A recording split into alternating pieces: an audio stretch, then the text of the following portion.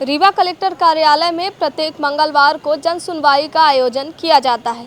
इस जन सुनवाई का उद्देश्य यह होता है कि जो लोग हैं उनकी समस्याओं का निराकरण किया जाए।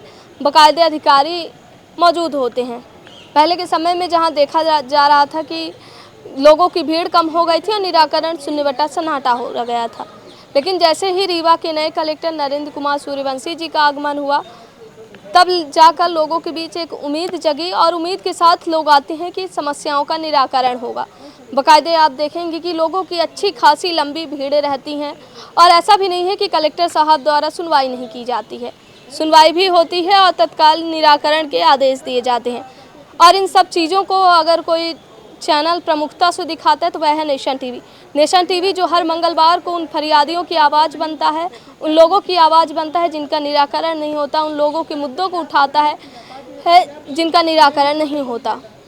हालांकि आपको बता दें, जब हम ये सब चीज़ें कवर कर रहे होते हैं तब लोगों के बीच एक सवाल होता है और उन्होंने हमसे केवल एक बात कही कि मैडम, अगर आप कभी रीवा कलेक्टर साहब के समक्ष जाइएगा तो एक सवाल ज़रूर पूछिएगा। वह सवाल यह होता है कि साहब सुनते हैं और आदेश देते हैं, लेकिन साहब के आदेश का अमल कितना होता है? क्या पहले के ढर्रे जैसे ही जन सुनवाई रहेगी? हालांकि आपको बता दें कि आज हमने खुद रीवा कलेक्टर नरेंद्र कुमार सूर्यवंशी से जनता के उस प्रश्न का उत्तर लिया है जिसका उत्तर जनता जानना चाह रही थी कि क्या वाकई जन सुनवाई में समस्याओं का निराकरण होता है। तो इसका जवाब आप खुद सुन सकते हैं रीवा कलेक्टर के बयान में। सर, एक प्रश्न आया है जनता के द्वारा, उन्होंने कहा कि कलेक्टर साहब से जरूर पूछिएगा। सर, जन सुनवाई का आयोजन किया जाता है प्रत्येक मंगलवार को, लेकिन आपके द्वारा सुनवाई भी की जाती है, लेकिन जनता के बीच एक सेटिस्फैक्शन नहीं है कि उन सुनवाई के बाद निराकरण नहीं होता। इसके लिए क्या देखिए नहीं, मैं तो तथ्यात्मक रूप में आपसे बात करूंगा। जो लोग आ रहे हैं जन सुनवाई में, जो व्यक्ति आ रहे हैं सीएम हेल्पलाइन में, आप खुद देखिए पिछले 3 महीने का डेटा और उसके पहले का डेटा देखिए। हमारे डेटा लगातार बढ़े हैं और जो डेटा है लोगों की संतुष्टि के आधार पे होता है। ये डेटा जो सीएम हेल्पलाइन का डेटा है और जितनी भी जन सुनवाई की शिकायत आती है हम उसे सीएम हेल्पलाइन में दर्ज करते हैं, निर्देश भी है गवर्नमेंट के।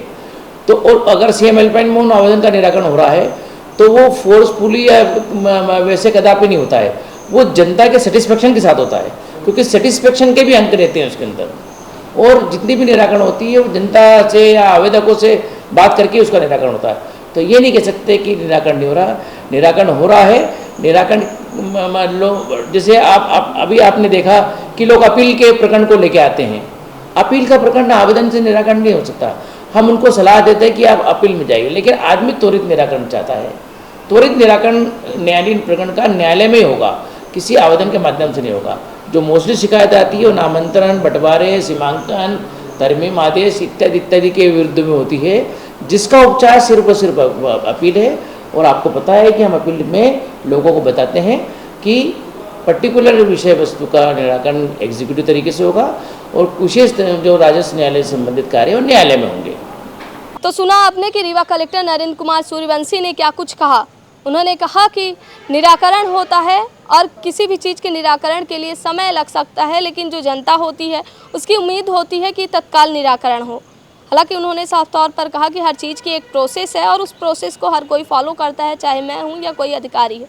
देखते हैं कि रीवा कलेक्टर के इस उत्तर के बाद क्या लोगों को वो सेटिस्फैक्शन मिल पाएगा जो वो डिज़र्व करते हैं। कहते हैं कि हमारा निराकरण होगा कि नहीं होगा। कहीं ना कहीं अब ये जो रीवा कलेक्टर का जो ये पूरा उत्तर है वह लोगों के उस प्रश्न का उत्तर है जिसमें वह कह रहे थे कि जन सुनवाई का निराकरण होता है या नहीं होता।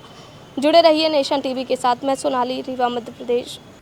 श्रवण कुमारी senior secondary school Chirhula Rewa, जहां इस समय चालू है फ्री एडमिशन। जल्दी आएं और अपने बच्चों के बेहतर भविष्य के लिए एडमिशन करवाएं। नर्सरी से 12वीं तक